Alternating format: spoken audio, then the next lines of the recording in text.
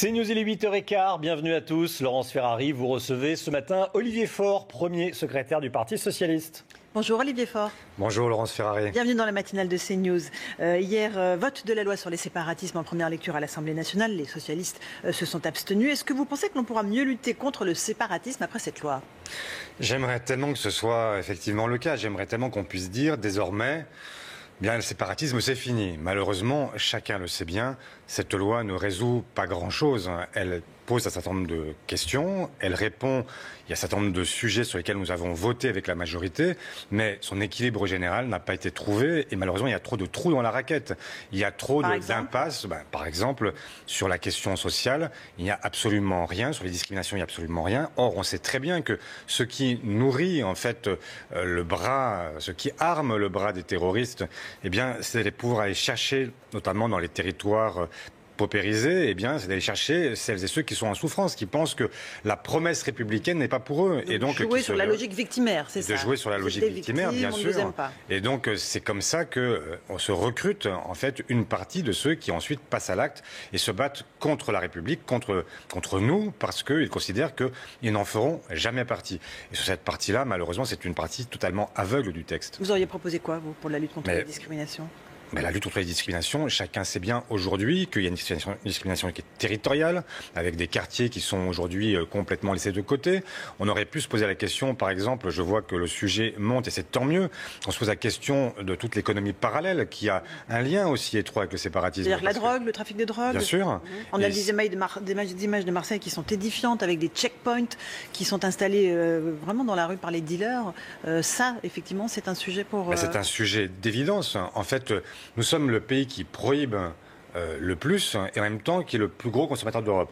Donc il y a un problème, il y a un sujet et il faudrait aujourd'hui se poser la question de savoir comment est-ce qu'on démantèle ce trafic, comment est-ce qu'on fait pour que on passe de l'illégalité à un système qui soit légal mais contrôlé et qui permette d'arrêter ce pourrissement des quartiers, parce que dans les quartiers c'est ce qui se passe quand vous avez la drogue qui s'infiltre, quand tout le monde est rémunéré plus ou moins par l'argent de la drogue, eh bien vous avez une autre logique, un autre ordre qui se met en place et qui remplace l'ordre républicain. Et c'est ça qu'il faut arriver à viser pour pouvoir à traiter en profondeur ce sujet et pas être dans le superficiel. C'est pas parce que, même si je suis favorable à cette idée, qu'on n'ait plus de certificat de virginité, ça ne va pas empêcher le séparatisme. Ça va être simplement un élément, mais qui va être, qui sera une modalité, mais très insuffisante, qui ne règle rien en profondeur. Et il faut aussi réarmer psychologiquement, en tout cas moralement, les forces de l'ordre qui sont attaquées tous les jours dans certains territoires.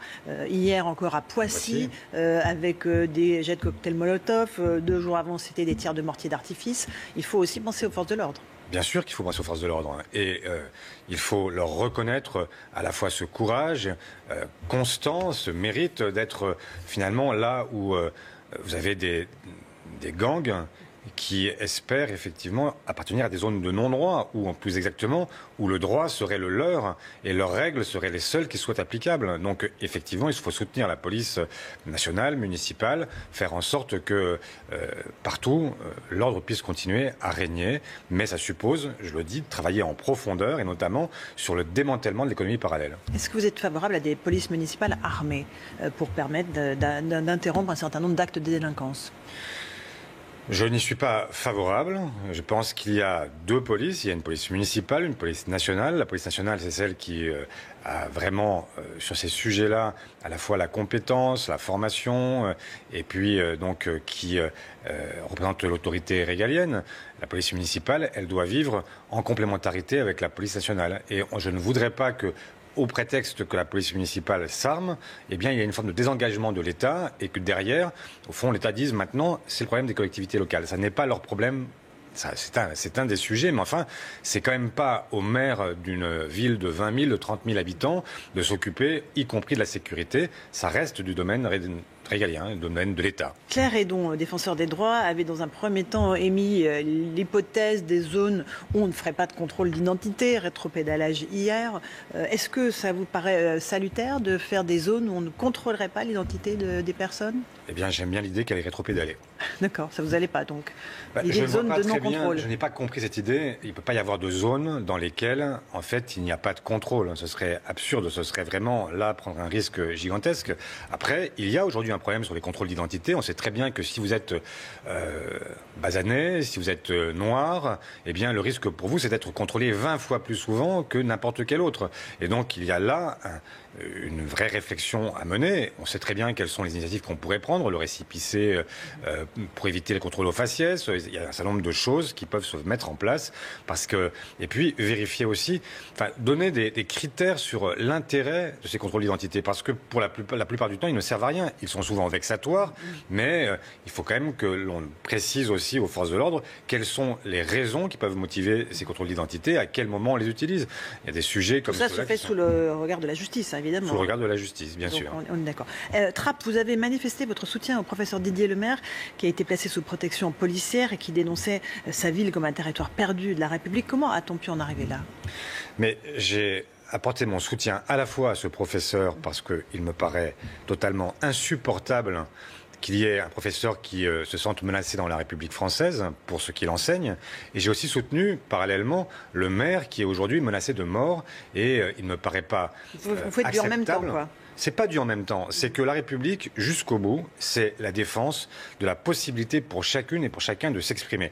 Est-ce que je suis d'accord avec le maire quand il distribue un tract dans une école? Non, parce que c'est y compris contraire à l'idée que je me fais de la laïcité. Mais est-ce que je suis d'accord pour qu'un maire qui est là depuis 6 mois, on lui fasse porter toutes les inactions depuis des décennies, etc., dans cette ville qui, malheureusement, a été celle qui a envoyé le plus de Français au djihad dans les dernières années?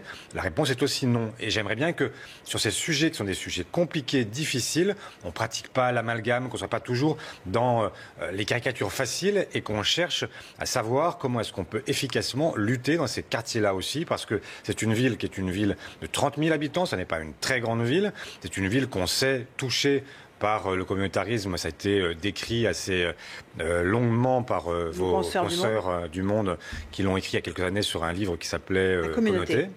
Et donc on voit bien qu'il y a aujourd'hui une forme de délitement, mais comment est-ce qu'on lutte contre ce délitement? C'est assez simple, il faut faire revenir la République dans ces quartiers-là, ça veut dire qu'on remet les services publics, on travaille sur l'éducation des jeunes, on fait en sorte que la culture ne soit pas absente, on fait en sorte de lutter avec celles et ceux dans le monde associatif, dans le monde municipal. Tout ça existe à Trappes. Tout ça existe, bien sûr. Et j'ai l'impression que les choses avancent. Peu, pas assez encore, mais là aussi, il faut faire preuve de constance et de cohérence parce que ce sont des combats qui sont très difficiles, on le sait bien. Il y a un sentiment de désaffiliation pour une part de la population de ces quartiers qui est extrêmement difficile à combattre. Et ça suppose, là, d'y mettre les moyens, le temps et l'énergie qu'il faut. Et il faut louer celles et ceux qui, sur le terrain, le font jour après jour. On parle de l'enseignement. Est-ce que nos universités sont gangrénées par l'islamo-gauchisme? C'est la ministre de l'Enseignement supérieur qui l'a dit dimanche sur notre antenne chez Jean-Pierre Elkabbach. Elle a confirmé hier, elle demande une enquête au CNRS pour distinguer ce qui relève de la recherche académique et de ce qui relève du militantisme. Pourquoi est-ce que ça vous fait pousser des hauts cris? Mais ce qui me fait pousser des hauts cris, comme vous dites, c'est que le pouvoir politique puisse, à un moment donné, considérer qu'il est de sa responsabilité de dire ce qu'il est juste d'enseigner ou pas, ce qu'il est juste de rechercher ou pas. Quand on demande une enquête, c'est ça ce qu'on fait? Quand le pouvoir politique en est à dire, à désigner le monde universitaire en disant vous n'avez pas le droit d'enseigner tel ou tel événement, telle ou telle recherche, etc., c'est un problème. Nous quittons les rythmes de la démocratie. En aucun cas, le pouvoir politique ne dit ça pour l'instant. Elle demande une enquête. Quand on désigne le monde universitaire en expliquant qu'il y a des gens qui ne sont plus dans le rôle et qui sont dans un rôle militant et ne sont plus dans un rôle de chercheur, j'aimerais comprendre ce que l'on vise. Moi, je ne sais pas ce que veut dire islamo-gauchisme, qui est un terme qui a été inventé par l'extrême droite et qui est des visées assez larges et qui laisse penser qu'il y a une partie aujourd'hui du monde académique qui pourrait avoir un lien avec l'islamisme radical. Je trouve que cette accusation est extrêmement grave. Et laisser penser qu'il y a aujourd'hui des chercheurs qui seraient finalement le terreau sur lequel prospèrent les terroristes, c'est un grave problème de le penser et c'est un grave problème de laisser penser que le CNRS pourrait en être le juge. J'aimerais que Mme Vidal, plutôt que de chercher à dire ce qu'il est juste de penser ou pas, eh bien, se cantonne à son rôle de ministre de la Recherche, son rôle de ministre de l'Enseignement supérieur, et qu'elle fasse aujourd'hui, par exemple, quelque chose de simple, c'est qu'elle dise aux étudiants comment ils vont pouvoir étudier, qu'elle dise aux étudiants aussi comment ils vont pouvoir grandir dans un monde qui est un monde plus juste et qui ne rentre pas dans la vie d'adulte par les soupes populaires. Voilà ce sur quoi on l'attend. Ça fait 1 an qu'elle ne dit rien, ça fait 1 an qu'elle est finalement en chômage technique, peut-être en chômage partiel, je ne sais pas. En tout cas, j'aimerais qu'elle s'occupe d'abord de ce qui la regarde avant de s'occuper de ce que doivent chercher les chercheurs. Effectivement, vous parlez de la précarité des étudiants. Il y a un malaise très profond. Il y a eu des aides qui ont été accordées aux étudiants, les repas à 1 euro au Crous, le chèque psy. Une aide au logement, là, de 1 000 euros va leur être allouée, en tout cas pour les jeunes actifs de moins de 25 ans. Ça ne va pas assez loin? Non, ça ne va pas assez loin. Ce que vous dites, moi j'ai bien sûr sur les repas à 1 euro, très bien. D'abord, les jeunes ne sont pas tous étudiants au passage. Donc tout le monde n'a pas... c'est les jeunes actifs. Donc. Oui. Et il y a des jeunes même qui sont aussi malheureusement inactifs. Et donc il faut s'occuper de tout le monde. Et il faut faire en sorte qu'on ne s'occupe pas seulement de leur repas, mais qu'on s'occupe aussi de leur logement et qu'on s'occupe aussi de leur bien-être. Et donc, quand on dit qu'on a finalement un psy pour 15 000 étudiants, franchement, on mesure la réalité on mesure la réalité et l'écart qu'il y a entre les annonces qui sont faites par le gouvernement et la réalité psychologique vécue par cet univers-là. Et donc, ce que nous proposerons dès demain, en fait, au Parlement, c'est d'aller vers un RSA pour les plus jeunes, vers un minimum jeunesse. Il y a un minimum vieillesse, il faut qu'il y ait aussi un minimum jeunesse. On ne peut pas sacrifier une génération, faire en sorte que donc il y ait 500 euros par mois pour les jeunes qui en ont besoin, qui sont dans la nécessité, et puis qu'on puisse permettre aussi un capital d'entrée dans la vie active qui permette à celles et ceux qui veulent créer une entreprise, qui veulent passer le permis de conduire, qui veulent avoir la capacité à devenir des adultes autonomes. Pour tous les jeunes. Pour tous les jeunes. Sans condition de ressources. Ça peut être discuté, mais en tout cas, un capital de départ qui permet d'entrer dans la vie active et qui permette de faire en sorte que chacune et chacun puisse trouver sa place dès les premiers pas et ne pas avoir ce que l'on vit aujourd'hui qui est proprement insupportable. Est-ce que vous pensez qu'on est au bord d'un conflit générationnel? Il y a un sondage Doxa qui dit que la moitié des Français redoutent un choc avec une génération jeune sacrifiée et des mesures qui sont destinées à protéger les plus de 65 ans. Je ne sais pas si je le redoute. En tout cas, je pense qu'il y a aujourd'hui un souci, c'est qu'on ne peut pas... On a raison de soutenir et de protéger les anciens. Quelle est la civilisation qui ne le ferait pas? Mais quelle est la civilisation qui sacrifierait aussi sa jeunesse et qui considérerait que finalement elle peut bien attendre?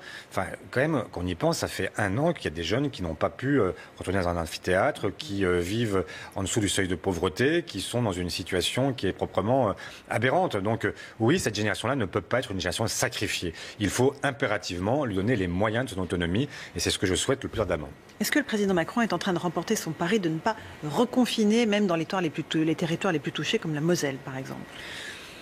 Je ne sais pas. J'espère que ce pari n'est pas un pari perdant. Et moi, ce que je dis depuis le départ, c'est qu'en fonction des indicateurs qui nous seront donnés, c'est-à-dire le niveau de contamination, le niveau de saturation des hôpitaux, eh bien, je suis pour qu'on reconfine ou qu'on prenne des mesures qui soient des mesures territorialisées, qui permettent de ne pas toucher l'ensemble du territoire, ce qui me paraît être une vaste ineptie, parce qu'on ne peut pas comparer ce qui se passe dans l'est de la France avec ce qui se passe dans l'ouest de la France en ce moment, par exemple. Et donc, je suis pour qu'on prenne des mesures au cas par cas, mais qu'on fasse attention aussi à ne pas être simplement à la recherche de tenir le pari présidentiel. Rien ne serait pire qu'à un moment de faire des paris et de penser que le pari politique du président doit l'emporter sur l'aspect sanitaire. Voilà. La vaccination est en cours, 3 millions de doses injectées en France. Est-ce que notre stratégie vaccinale est à la hauteur du défi du Covid ? Il y a eu un retard coupable au démarrage. Il y a aujourd'hui du mieux. Même si j'observe que sur le territoire, les choses sont très inégales, très opaques. On a beaucoup de mal à comprendre comment se répartissent les doses. C'est une enquête récente. En proportion du nombre d'habitants. Mais non, malheureusement pas. En fait, il y a une enquête récente par vos confrères de LCI et de TF1 qui a montré exactement l'inverse.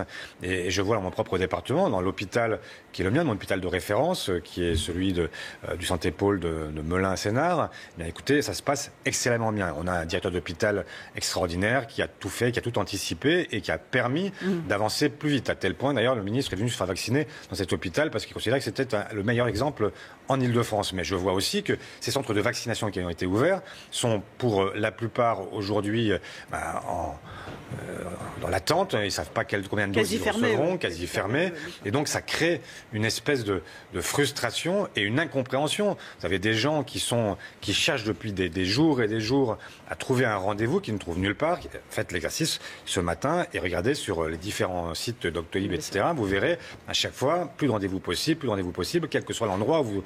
Voilà. Et donc des territoires dans lesquels les choses se sont bien passées, d'autres dans lesquels se sont bien passées. Et puis surtout le fait de passer principalement par Doctolib ou par les plateformes privées, absolument. Ça a été aussi la possibilité pour les plus geeks des anciens ou les mieux aidés des anciens de se faire vacciner quand les autres, les populations plus marginalisées ont plus de mal à accéder au vaccin. Donc il faut encore faire de gros efforts sur cette question vaccinale. Il y a aussi, et c'est ma dernière question, une question de concentration des vaccins dans les pays les plus riches, avec une disproportion totale avec l'ensemble de la planète. Le président Macron essaye de faire en sorte que ce vaccin puisse être diffusé à l'échelle de la planète. C'est une évidence pour vous ? Dans ce combat-là, je le soutiendrai totalement. Pourquoi ? Parce que tant que vous aurez un virus qui circule et qui pourra muter, et qui pourra un jour muter, et y compris muter être résistant au vaccin qu'on nous administre, eh bien nous serons en danger. Et donc, ce qu'il faut comprendre, c'est que soutenir aujourd'hui les pays pauvres, c'est aussi se protéger nous-mêmes. Et ne pas le comprendre, c'est faire l'impasse sur ce qu'est cette évidence, c'est que nous sommes dans un monde qui est solidaire. Et dans cette pandémie, j'espère qu'il y aura au moins cette leçon-là qui sera retenue. Merci beaucoup, Olivier Faure, premier secrétaire du Parti socialiste, d'être venu ce matin sur CNews. À vous, Romain Desarmes, pour la suite de la matinale.